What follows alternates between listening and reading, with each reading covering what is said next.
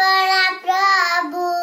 ખ્રિસ્ત ઈસુની વ્યથા તણિયા કાની યોહાન મુજબ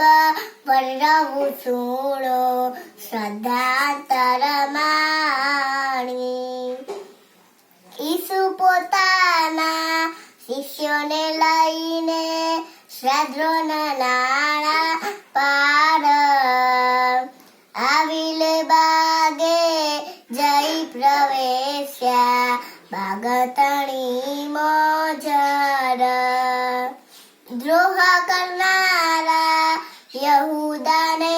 પણ હતી જગાની જાન કેમ કે ઈસુ અને શિષ્યો ત્યાં મળતા વારંવાર